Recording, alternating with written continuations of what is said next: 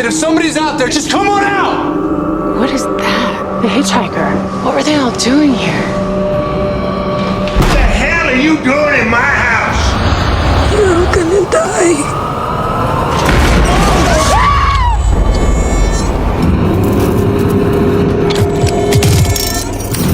This is gonna be fun.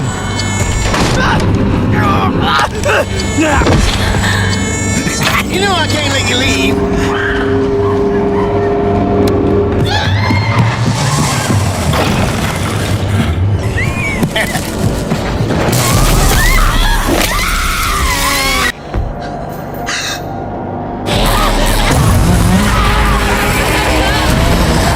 He's killing him. Who's killing who? What's wrong with you people? Oh, my.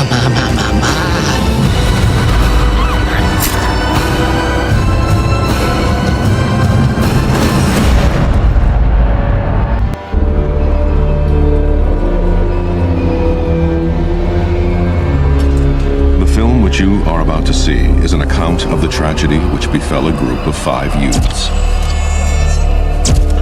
It is all the more tragic in that they were young, but had they lived very, very long lives, they could not have expected, nor would they have wished to see, as much of the mad and macabre as they were to see that day. For them, an idyllic summer afternoon became a nightmare.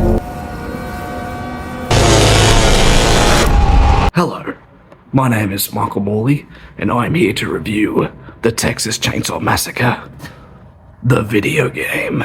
Now, this is a very highly anticipated game.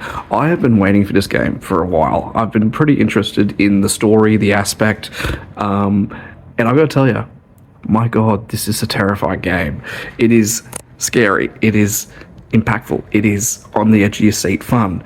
You play 5 victims, and they all have different techniques of stamina, sneaking, endurance, strength. Even one of them has a different way of getting through, of sneaking, camouflaging, being able to attack the killers, or being able to, run even faster, or being able to deal with being stabbed or injured or being thrown through a window or something like that. So they all have different strengths and different, they all benefit each other in different ways. You don't just get to play the victims, you get to play the killers as well. You get to play Leatherface, you get to play the cook, you get to play the hitchhiker, and you play 2 new characters who are introduced in the game that are part of the family, and they all have different techniques and different abilities of catching victims. Leatherface has the chainsaw. The cook, he can put padlocks on doors. The hitchhiker, he can set traps and literally like bear traps that can catch you on the leg if you don't know where you're going, or you step on the wrong area, you're going to get hit.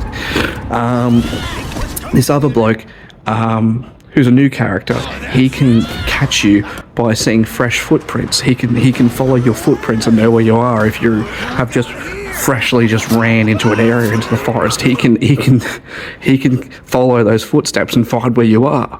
Where this woman, who's a new character in the game, she sets this like odor, this poison that you can smell when she's nearby. And whoa. There's 3 locations in the game. There is the house, there is the slaughterhouse, and there is the petrol station. And my God, it is so faithful to the movies. It looks so much like the movies. The characters look, the cook, Leatherface, the hitchhiker, they look so much like the way they did in the movies. They even had the actors who are still alive to come back and do the voiceovers, like the hitchhiker, he came back. Other actors, unfortunately, the cook, the actor that played him, passed away, so they had an actor to come in and do the voice for him. It's a great survival game. If you're a person that loves to be thinking on the edge of your seat and you love these sort of games where you got to sneak and think, this is the game for you. My few problems with the game is that I wish there were more locations. There's only 3, but even though you can choose to have it in the day, in the evening, at night, that's it. It's a bit repetitive. I wish there was a bit more locations, like for you to do, a bit more places for you to scope around and have a look. Man, this is just me being nitpicky, but it is a pretty cool like underground setting when you're in the basement and heading up to the house and trying to get out of the house. And then you got the slaughterhouse, and then you got the petrol station, which looks so much like the movie. They're all great missions. They're all great obstacles to pick. You know, I can't really nitpick because it's so fateful. You know, my other problem with the game is that when you get really close, when a killer is really close to you when you're playing a victim, the screen goes all red and blurry and you can't really see what you're doing. So when you're trying to get away from the killer, you can't really see what's going on, and it makes it more freaking terrifying and scary and annoying. But I don't know if that's their intention, if that's meant to happen, if that's deliberate, but overall it can be very annoying at times because you can't help it if the killer's nearby, so you just gotta sneak. But when you sneak, it happens on the screen and it does all this blurry shit. This is a game, if you're a person who loves survival games, you're into the thinking on your feet where you gotta think how to stealth, how to be quiet, and how to, you know, this is the game for you. And not to mention, this is also a game that's great for live video gaming. If you have good internet connection and you can play with other online gamers, makes it even more fun. But it is even cooler if you're playing on your own and you're thinking on your own, and they're both great decisions. They're great both. There's a lot of options, but this is a great R-rated game. Not for kids. Not for kids. Another thing that's interesting in the game is that you have Grandpa in the family in the game, and he sits on the chair and he detects you. He can sense where you are if you make too much noise, especially if you wake him up. And as the game goes on and he's awake, he will be able to sense you more and more, and have very particular strength. He knows exactly where you are, and you can't hide anymore.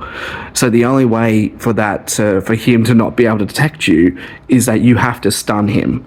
And when you're in the family as one of the killers, the way for Grandpa to become more powerful is that you have to keep feeding him blood. And the more blood you feed him, the more better he becomes at sensing the victims and knowing where they are.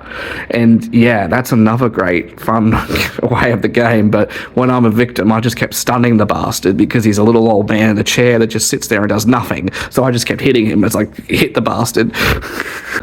This is a one-of-a-kind kind of game. I've never seen a game quite like this. And I hope they make more games like this. 8 out of 10.